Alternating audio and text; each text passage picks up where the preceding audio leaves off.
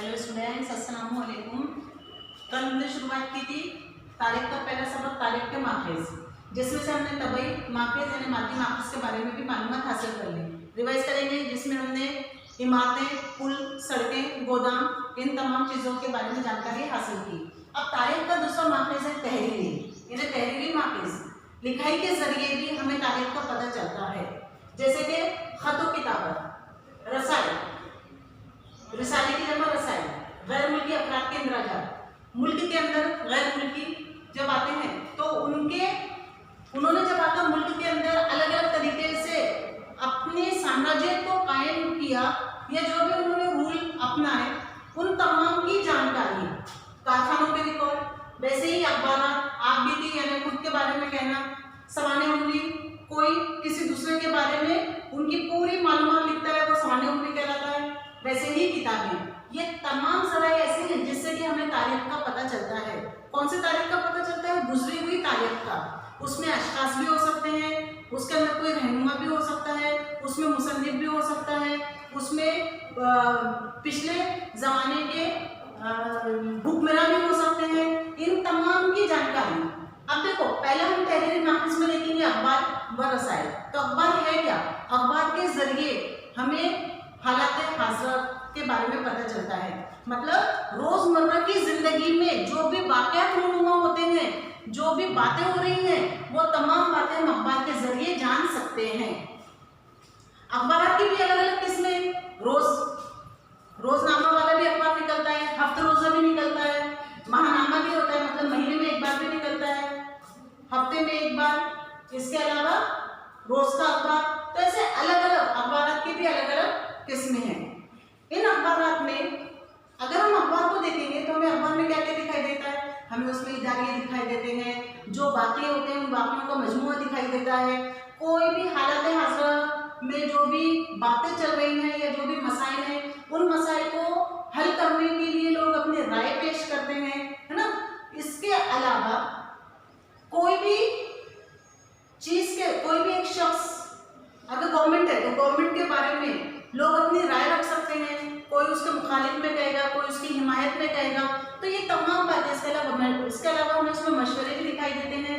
तो अखबार के जरिए या रसायल के जरिए, रिसालों के जरिए हम आवाम के अंदर बेदारी पैदा कर सकते हैं। जो भी ज़माने में चल रहा है उन तमाम बातों से लोगों को आगाह कर सकते हैं। और सिर्फ ज़माने में नहीं, बल्कि पिछले ज़माने में भी जो बातें वो गुजरी हैं वो भी हम अखबार के जरिए हासिल कर सकते हैं। मतलब तारीख को जानने के लिए अखबार एक बेहतरीन तहरीरी माखज़ है।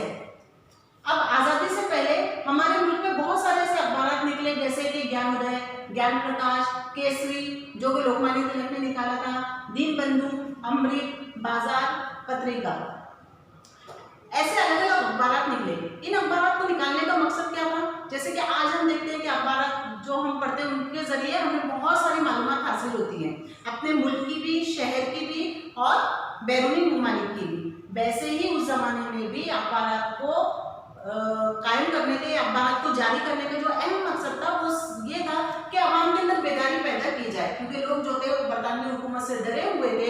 उनके अंदर का जो खौफ था उसको खत्म करना, लोगों के अंदर समाजी बेदारी पैदा करना, उनके दिमाग को रोशन करना, इसके अलावा समाजी, माशी और सियासी हालात से लोगों को जानकारी देना। तो अखबार ने आज़ादी से कबल के ज़माने में भी लोगों के दिलों में बेदारी पैदा करने के लिए अहम रोल अदा किया। उसी तरह और भी उस जमाने में अखबार निकले, जैसे कि विष्णु शास्त्री चिपळूणकर, इन्होंने निबंधमाला नामी महानामा निकाला था। लोकहितवादी ने प्रभाकर नामी 100 खतूत, इस तरह का एक अखबार निकाला था जो कि हफ्ते रोजा हुआ करता था।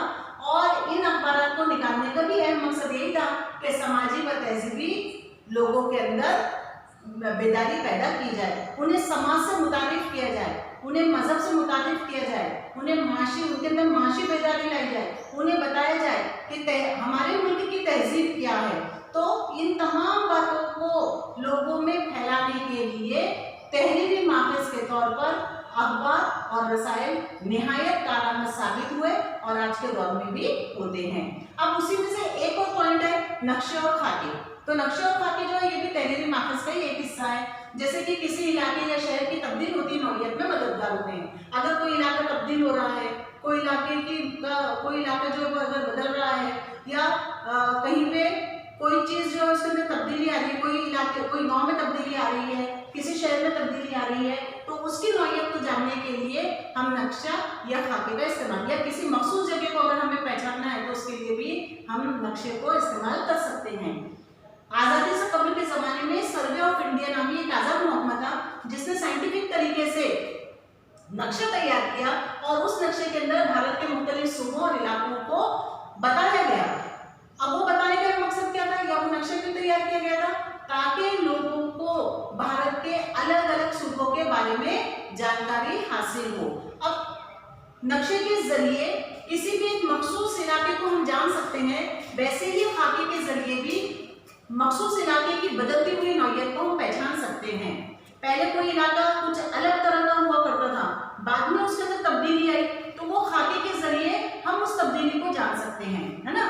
वैसे ही आर्किटेक्ट यानी कि इंजीनियरिंग, इमारतें बनाने का काम, तो ये भी खाके के तौर पर इसका भी इस्तेमाल किया जाता है कि किसी इमारत की बदलती हुई नौइयत को हम खाके के जरिए देख सकते हैं।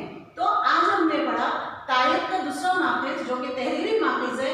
उस तहरीरी माखज़ में कौन कौन से ऐसे ज़राए हैं जो पिछली तारीख को या ज़माने में चलने वाली तारीख से लोगों को मुताबिक कराते हैं।